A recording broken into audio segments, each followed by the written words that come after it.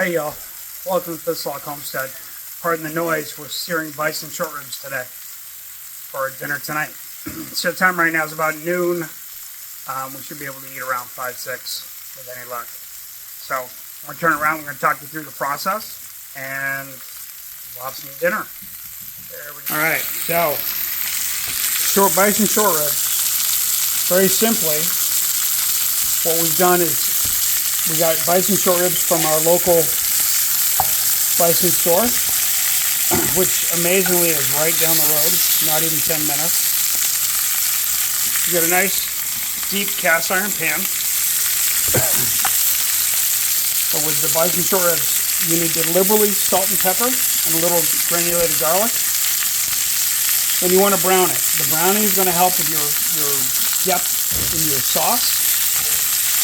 And literally we're browning every side that you can.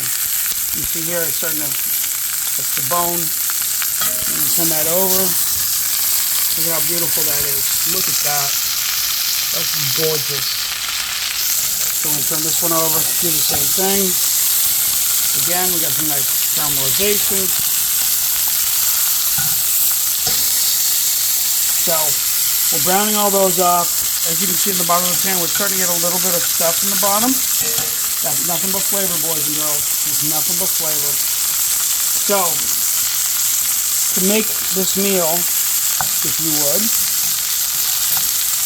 what we're going to do is once these are done searing, we're going to deglaze the pan. Typically, you want to use a nice deep red with bison, something that's got some body, some character to it. You don't want anything light. Bison, although it doesn't have much fat, so it's very lean, it's still very deep in flavor compared to regular beef, okay? So maybe a Pinot Noir or a Cab, something like that to deglaze the pan. But with my wife being allergic to sulfites, what I'm using is our Size of Rocher. So we're going to use this. So we have some cider, some honey, and obviously it's turned into wine. So we're going to utilize that to give it a little bit more of a fruitier taste in the sauce. So I'm going to come over here. We got our beef stock ready to go. We have thyme, carrots, and onions. The Size of Rocher. And then to accompany it, we're going to do roasted Brussels and baked sweet potatoes, which will be a real nice type of meal. You got to remember, well, actually you don't know, we're due for about 6 to 8 inches of snow between tonight and tomorrow morning. So I want something hearty tonight. I want something nice. So this is what we're going to do. So we're going to deglaze that. Let's make sure I got one more side here to do.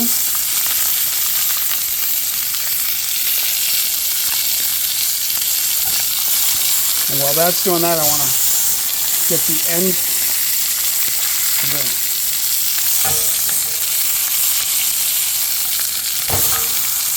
And that end. And again, we're just trying to get caramelization on all surfaces. So not too bad. That's nice. Okay.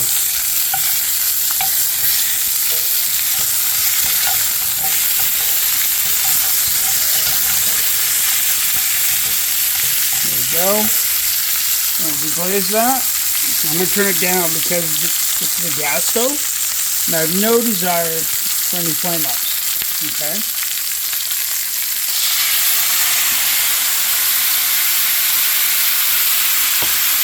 And I'm going to turn the exhaust on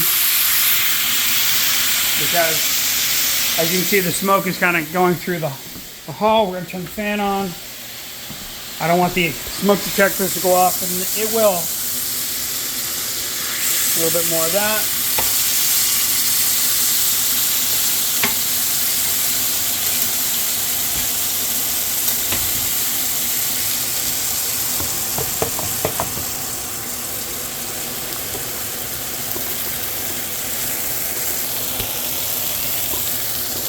There we go.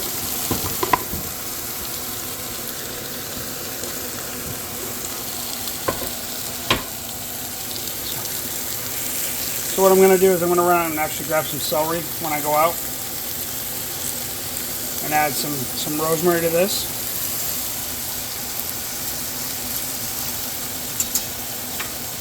So that way, we can really round those flavors out.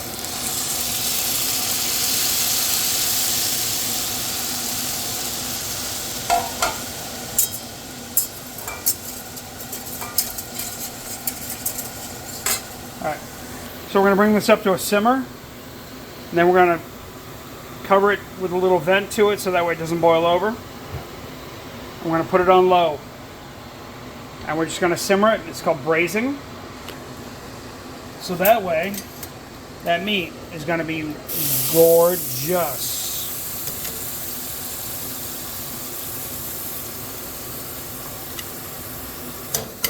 Alright. So we're going to revisit this in about 5 hours. And we'll talk to you. All right. Take care. Thanks for tuning in to Thistlehawk Homestead. Be safe, everybody.